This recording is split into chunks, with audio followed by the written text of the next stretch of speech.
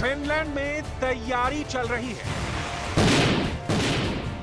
Finland का हर जवान युद्ध के लिए तैयार हो रहा है। फिनलैंड के लोग जीने और मरने की कस्में खा रहे हैं।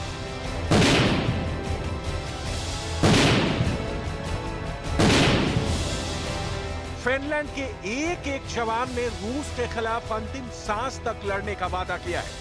फिनलैंड के बड़े बड़े जनरल अपने जवानों की ताकत का परीक्षण कर रहे हैं। फिनलैंड के नए प्रधानमंत्री अपनी सेना और सुरक्षा को लेकर बहुत पैनी निगाह रख रहे हैं और फिनलैंड के लोग बहुत बुरी तरह घबराए हुए हैं। फिनलैंड में हर किसी की जुबान पर यह सवाल है कि क्या पुतिन फिनलैंड का वही हाल करेंगे जो यूक्रेन का किया है।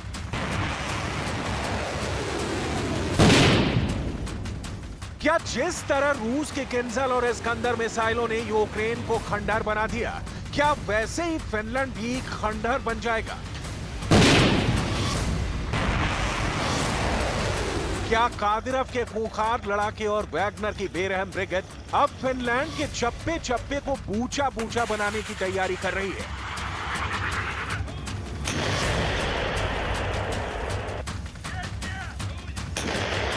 पुतिन के खौफ से पूरा फिनलैंड सहम उठा है। जब फिनलैंड की पूर्व प्रधानमंत्री सना मरीन ने फिनलैंड को नाटो की सदस्यता दिलवाने के लिए आवेदन किया था, तब सना मरीन काफी खुश हो रही थी। उनको लग रहा था कि अब उन्होंने अपने देश को पुतिन से बचा लिया है। लेकिन शायद वो भूल गई कि पुतिन नाटो की ताकत से घबरा नहीं रहे हैं, बल्कि यूक्रेन के अंदर नाटो की ताकत को बहुत मजबूत चुनौती दे रहे हैं। पहले तो फिनलैंड ने सना मरीन की लीडरशिप में नाटो के लिए आवेदन कर दिया, लेकिन जब फिनलैंड के लोगों ने यह देखा कि यूक्रेन के अंदर नाटो का संपूर्ण सहयोग भी पुतिन की आर्मी को पीछे नहीं धकेल सका है, तो फिनलैंड के बड़े बड़े रणनीतिकारों के हाथ पांव फूल गए।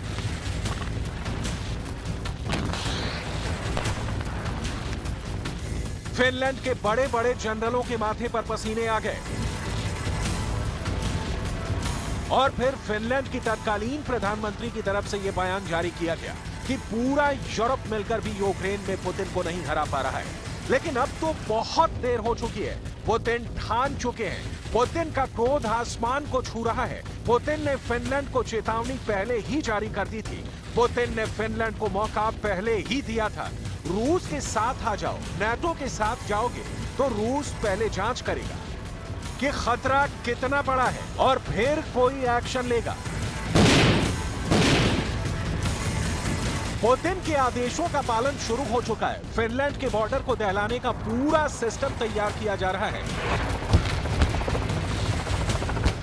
पुतिन की आर्मी ने फिनलैंड के बॉर्डर के पास बहुत बड़े युद्धाभ्यासों का दौर शुरू कर दिया है।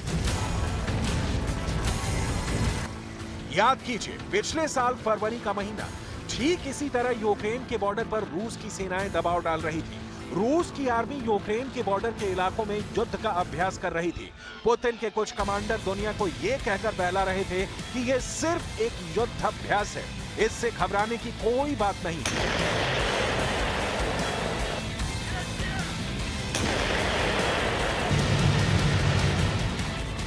लेकिन पुतिन के दिमाग में पहले ही सारी रणनीति बन चुकी थी। अचानक पुतिन की आर्मी यूक्रेन में घुस गई और यूक्रेन के अंदर कोहराम मच गया।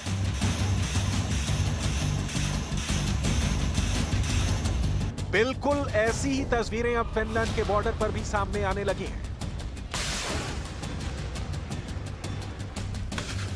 रूस ने अपने खतरनाक हथियारों के साथ जबरदस्त अभ्यासों का दौर शुरू कर दिया है। फिनलैंड की समुद्री सीमा से सिर्फ 800 किलोमीटर दूर कैलिनिनग्राड के अंदर रूस ने सोमवार को युद्धाभ्यास किया है।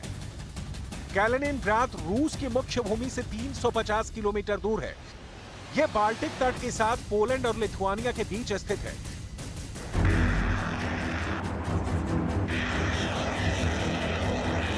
कैलिनिनग्राड में हुए इस खतरनाक युद्धाभ्यास के दौरान रूस की तीनों सेनाओं ने हिस्सेदारी ली। फिनलैंड के बॉर्डर के पास रूस अपने एयर सपोर्ट को टेस्ट कर रहा है।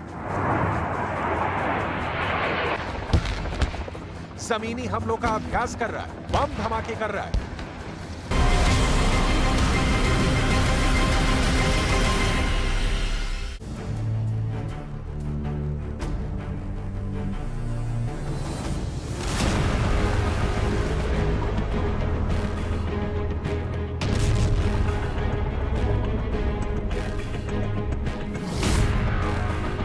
यूक्रेन की राजधानी कीव में या कीव से करीब 3000 किलोमीटर दूर ईरान की राजधानी तेहरान में कहां होगा पहले परमाणु धमाका?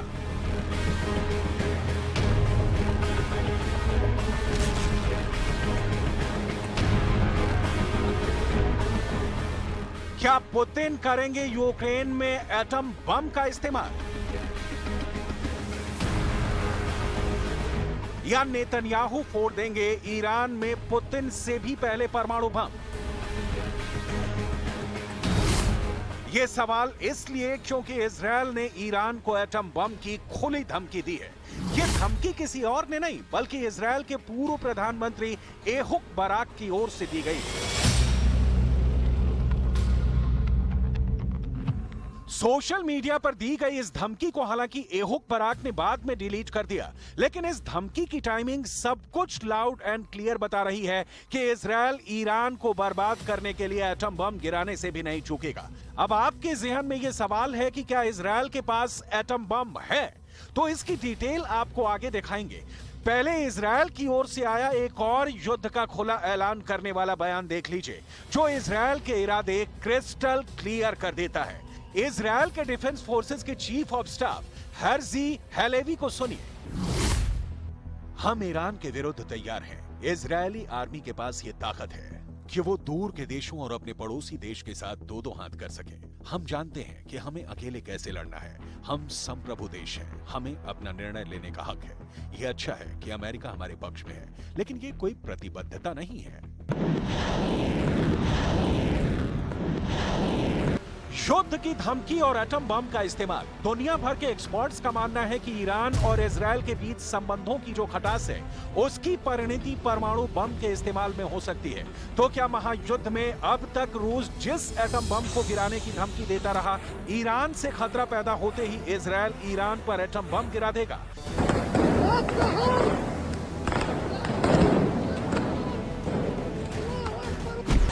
ऐसा कहने का आधार ये तस्वीरें हैं। ये मस्जिद है, कोई जंग का मैदान नहीं, और ये कोई सामान्य मस्जिद नहीं है। ये इस्लाम के 3 सबसे महत्वपूर्ण मस्जिदों में एक है, जिसका नाम है अल अक्सा। इस मस्जिद की चर्चा इस वक्त पूरी दुनिया में हो रही है। इसकी वजह है ये तस्वीरें।